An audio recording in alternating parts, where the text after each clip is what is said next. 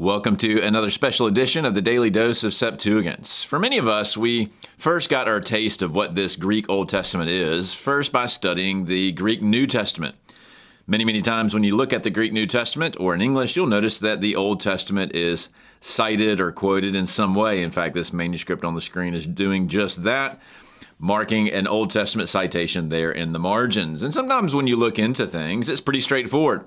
It's very similar to whatever you might know in English from the Hebrew, but other times, the cited text form is actually closer to some version of the Greek Old Testament where it may deviate, in fact, from the Hebrew as we know it.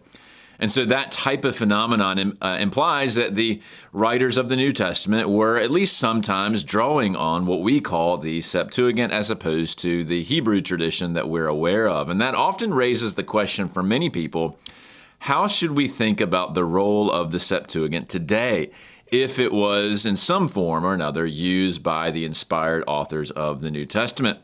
And to answer that question, my friend Will Ross and I have edited a book that is coming out on October 30th, 2025 by InterVarsity Press called The Authority of the Septuagint, Biblical, Historical, and Theological Approaches. And I thought I would take this time in this video to give you an overview of this book. It may already be out by the time you watch it, but this will give you a little bit of a tour through what it's about, why we had it put together with our collaborators, and what we hope it accomplishes in helping folks understand the role of the Greek Old Testament today. We actually got started on this question in our shorter book that was for Crossway called The Septuagint, What It Is and Why It Matters. So Will and I wrote this book a couple years ago, and in the final chapter, we reflected on this very question. What exactly is a way to think about the authority of the Greek Old Testament? And we had a three-part framework that the Hebrew Bible is normative, and then the Septuagint is both a derivative authority in a certain sense, but also an interpretive authority as an early lens on how the Old Testament was understood in antiquity. But we didn't push the ball that far forward. We tried to put a few tent poles in the sand, if you will, but we knew that more work would be needed. And so over the past few years, we put together a team of scholars representing a variety of disciplines that helped us think this through even further. And the result of that is this edited volume, The Authority of the Septuagint. In fact, we gave a preview of it at the 2024 Septuagint Study Session of the Evangelical Theological Society. And actually at the November 2025 edition, there'll be a book review panel involving some other scholars who have read it and will be responding to it. But for this video, I just want to get into some of the basic content so that you're aware of what this book is about. So let's work our way through the table of contents. Of course, there's a preface and abbreviations. Let's start with chapter 1, where Will and I provide an introduction to why we felt like this volume was necessary, and we introduce 3 categories of test cases. That is, various New Testament verses that really put a finger on the issue that we're trying to address. And so category 1 are where New Testament citations align with the Septuagint and disagree with what we know as the Hebrew tradition. And that's, in our opinion, the particular use case that raises a lot of fascinating issues. So one of the test cases is Matthew 12:21 and how it cites the Septuagintal form of Isaiah 42:4. And another example is Hebrews 1:6, citing from Deuteronomy 32:43. Those are the 2 main ones. There's also a few other examples that we introduce as well. Category 2 is where a New Testament citation does the opposite. It aligns with the Hebrew and very much not with the Greek Old Testament as we know it.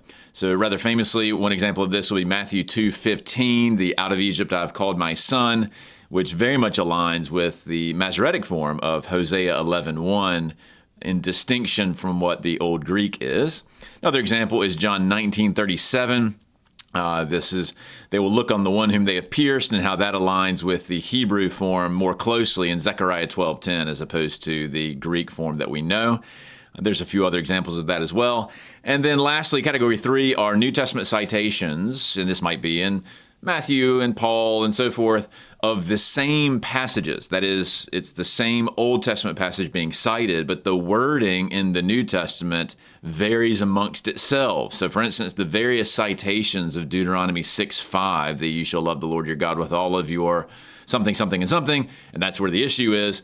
It varies between the Masoretic, the different versions of the Greek Old Testament, and every single time it shows up in the New Testament. So that's another good example that raises these very interesting questions. Now, we cover all of those in this introductory chapter because we don't want everybody to have to come up with their own examples, and also because it enables each further contributor to address the same set of texts. And so it's a running theme that gives this overall volume a sense of coherence. Now, not every chapter is going to engage with them in the same level of detail, but these are the types of passages that are used to flesh out the various issues as we go throughout the book. So that's chapter 1. Chapter 2 is the question of Old Testament canon, and that's mine. And this, along with chapter 3, are two other general chapters that we wanted to put in the book so that we didn't have to keep revisiting the same issue. One of the common questions that comes about when you look at the Septuagint is, was there a broader Septuagint or Alexandrian canon that includes what we now call the Apocrypha or Deuterocanonical books? And so what I do in this chapter is go through all the different evidence, in fact, 7 different lines of evidence, to defend a position that prior to, and certainly shortly thereafter, the writing of the New Testament, there is a well-established threefold Hebrew canon that was the privileged set of books within the Jewish community that's fully endorsed by Jesus and the apostles, and that there is really no such thing as a broader Alexandrian canon. So that's the main topic I grapple with so that we don't have to keep revisiting the canon question. Then Will takes a stab at the question of the Old Testament text. One of the really important considerations in Septuagint studies is when you look at, quote unquote, the Septuagint, there really is no such thing. It's really a family of efforts to attempt to translate the Hebrew scriptures into Greek. There's a lot of variety within them.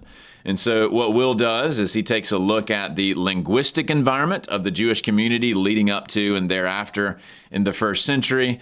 What language are they speaking? Who's speaking Hebrew? Who's doing Aramaic? Who's speaking Greek? And how does that impact the types of scriptural sources they could be able to use? And then he gets into that particular question, what texts were available? Obviously, the Masoretic text, as we know today, comes much later. So what were Jews using and early Christians using? What do they have access to? And how do we know that? And he examines like the Qumran and Dead Sea Scroll evidence and the Samaritan Pentateuch and all those different things to develop an angle on the plurality of textual forms that are around in the first century and how that should shape the way we think about the Septuagint itself. So that's chapter 3. Now moving on to chapter 4, this is the chapter called A New Testament Approach. It's written by Tommy Keene. And what he does is he essentially looks at the positive evidence for, or really the absence of evidence for, a sense in which the New Testament authors really reflected on this question at all. You know, would the question about the authority of the Greek Old Testament have registered with the apostolic writers? Why or why not? And where he lands is that basically, if you just look at the phenomena of biblical citations, as well as some of the things they tend to say about Scripture in the various epistles and Gospels and so forth, you don't really find a sense of anxiety about the specific text form that they need to use. Obviously, they're all writing in Greek, and sometimes they're aligning with what we know as the Hebrew. Sometimes they appear not to be. They don't seem to be losing a lot of sleep over it, which from Tommy's perspective, even though that's kind of a negative outcome of the inquiry, it shows us that they apparently treat multiple different forms of the Old Testament text as perfectly useful and readily available for their audience to make the points they were trying to make. And so that chapter I found to be quite interesting in where he landed. Next, in chapter 5, we move forward in time a bit to the patristic period, and Ed Gallagher writes a chapter on a patristic historical approach. And as he's done in several of his books, he takes a look at a handful of early church fathers that did a lot of thinking about this very issue. Early on, some of the church fathers were very much convinced that the Septuagint itself was some sort of product of divine inspiration. in a sense, equal to the Hebrew text. And as time developed, and when you go from like Origen to Eusebius, and then ultimately to Jerome, and lastly Augustine, their perspective doesn't necessarily change comprehensively, but they become more aware of some of the problems with that view, especially when you look at fairly significant textual deviations between the Septuagint and the Hebrew that they had at their disposal, as well as those situations where the New Testament authors clearly align with a reading that does not match the Hebrew that they were largely in preference of, even though many of them didn't actually read Hebrew. And so he kind of traces that whole trajectory out, where fundamentally the conviction among most church fathers is not so much that we need to privilege the Septuagint as a product of divine inspiration, similar to in sort of ontological existence to the Hebrew text, but rather it was privileged because it gave good access to the text that they believed to be inspired, many of which a lot of these church fathers couldn't read in Hebrew, with a few exceptions like Origen and Jerome. So he's nuancing a lot of these categories out in terms of how they approach this question of how to make use of the Greek Old Testament text. Then we move to chapter 6, a little bit further down the historical pathway to the Reformation and post-Reformation period. And this chapter was written by Levi Berntsen. And what he takes a look at is essentially how did the Protestant scholastics after the Reformation, well, during and after the Reformation, how did they think about this question? And in a lot of respects, I think this chapter is going to be one that draws a lot of attention, because a lot of work hasn't been done on, at least not this kind of detail, on the different theories about the Septuagint among the Reformation scholastics. He uncovers basically two views, or a progression of views.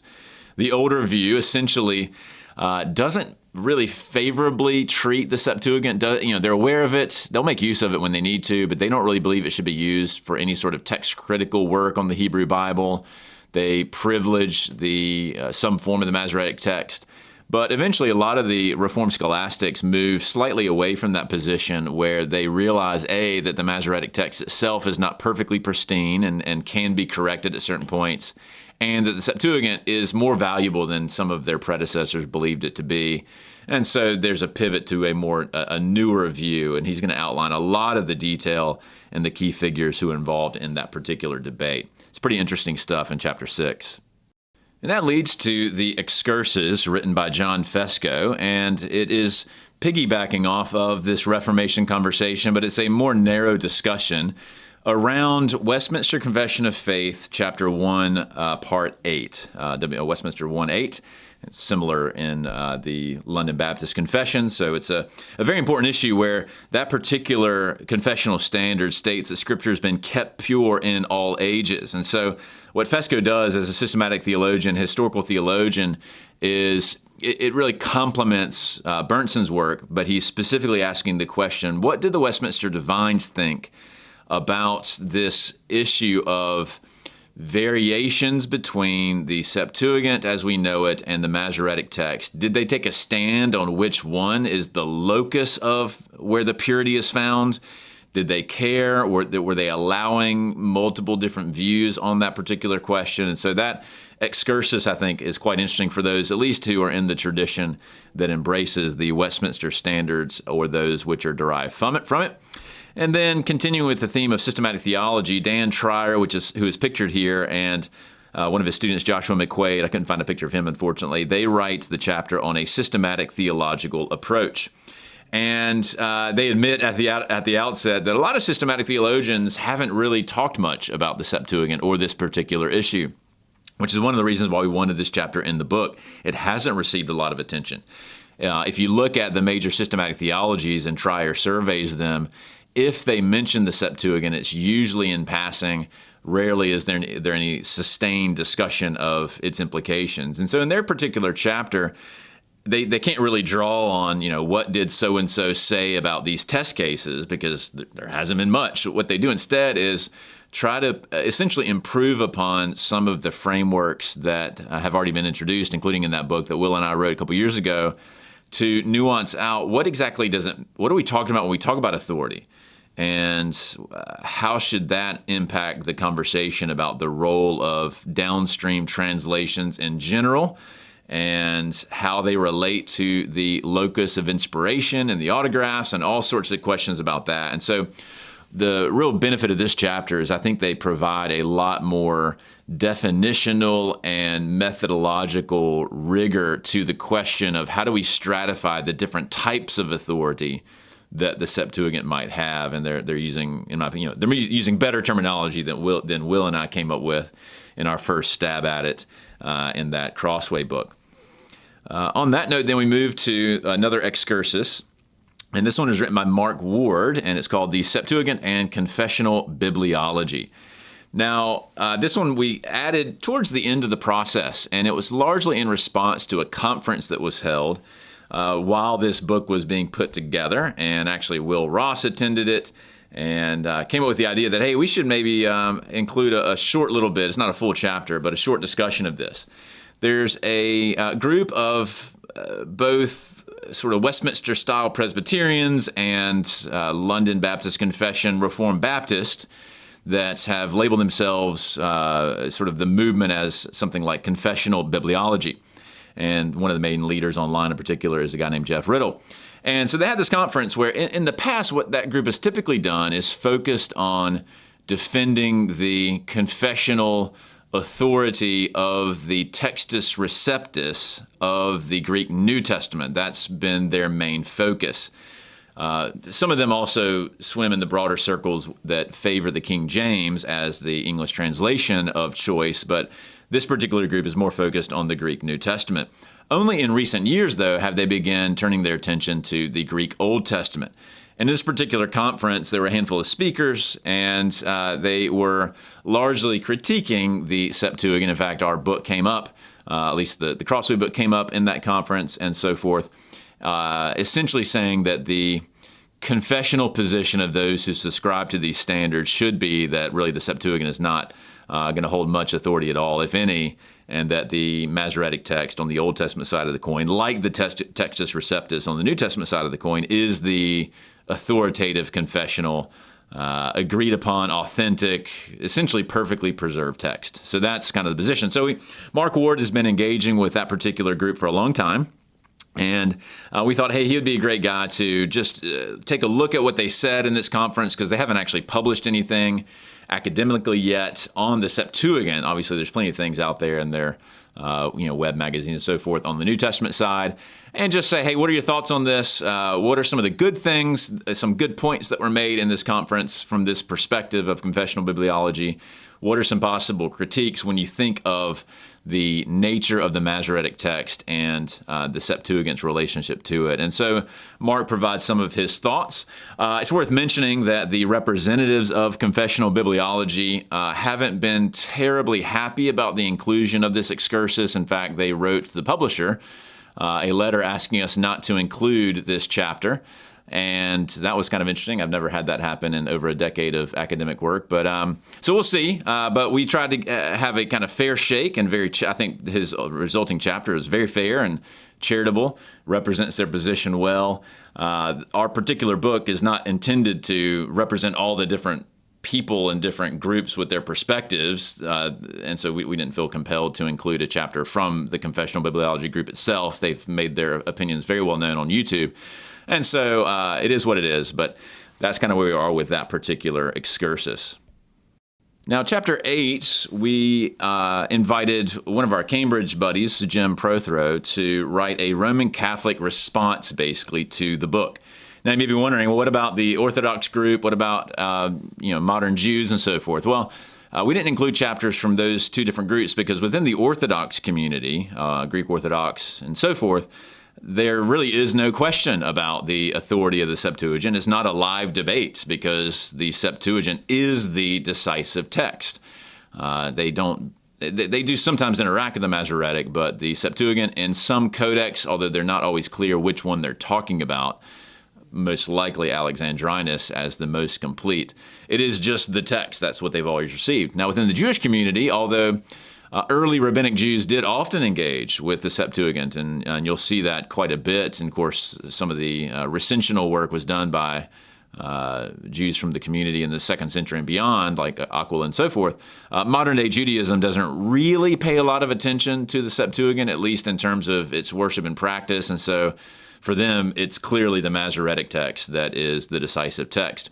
The Roman Catholic position, though, we found to be worth including in the book because historically, of course, Roman Catholicism has favored the Vulgate up until the 1900s. And not a lot of Roman Catholic scholars have engaged much with the Septuagint, but Jim is one who has. He's done a lot of work on the nature of Scripture and how to think about, especially on the Old Testament side, textual variants, the implications for canon, and so forth. And so he wrote a chapter on how he, as he's not representing all Roman Catholics, he's representing his own perspective, how he would think about it as a Roman Catholic. And what's really fascinating about this chapter is that his ultimate conclusion is very close to at least a Protestant position that would be similar to mine or to Will's, that the Septuagint does have some role to play in the modern church community. He would affirm, Jim affirms the normativity of the Hebrew Old Testament, but the Septuagint still plays a role. And what's interesting about his chapter is that he lands roughly in the same place as the rest of the authors of this particular book, but he's just citing totally different sources. He's referring to papal decrees and Roman Catholic sources as opposed to more Protestant sources. So I found that to be really interesting. We didn't know what to expect, actually, until we got the chapter. And so I find it to be quite interesting that there's more common ground on this particular question, at least with this Roman Catholic, than I probably expected going into it. Lastly, we have chapter 9, which is an overarching synthesis. So Myrto Theochorus there from Athens, she writes that chapter, raises a lot of further interesting questions in light of what has been written by the different contributors. And so I felt like that was a really helpful synthesis, but also kind of pushes things further as well. And on that note, she will actually be providing the opening introduction to our ETS session in November 2025 to summarize the book for those who haven't had a chance to read it before the respondents kick in. So looking forward to meeting her on this side of the Atlantic and thanking her for her contributions. Lastly, we have an afterword by Karen Jobes.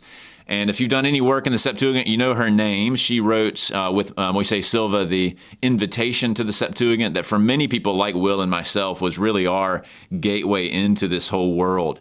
And she, probably more than anyone else, at least in the evangelical world, has done a ton of thinking on this question of the authority of the Septuagint. She's retired now, and so wasn't able to contribute a full chapter, but we are very happy that she was able to provide some final thoughts about all of this based on her many decades of experience, and so we are very delighted. In a lot of respects, the fact that this book even exists is a testament to her scholarship, so we're very thankful that she can be in the book, and in a lot of respects, it was inspired by a lot of her work. So that's the book. If you're interested in kicking the tires, the IVP website does have a place where you can start reading the book, maybe a chapter or so, and you can see more details about it there.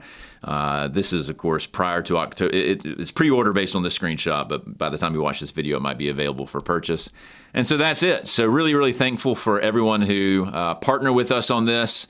It was actually quite a delightful experience. I think Will would attest this as well. Everybody hit their deadlines. The results were great. It was super clean in terms of editorial work. They made our lives easy, so we're really thankful for the hard work that everyone put into it. This is by no means the final word on the question, but I do think it has advanced the ball forward more so than we were able to in the past. So we're very, very excited to bring lots of brains together to help think this through. Also grateful to IVP, particularly Rachel Hastings, for being excited about this project and helping us see it through to the finish line. So if you have a chance, go check it out. And that's it for today. This is the authority of the Septuagint.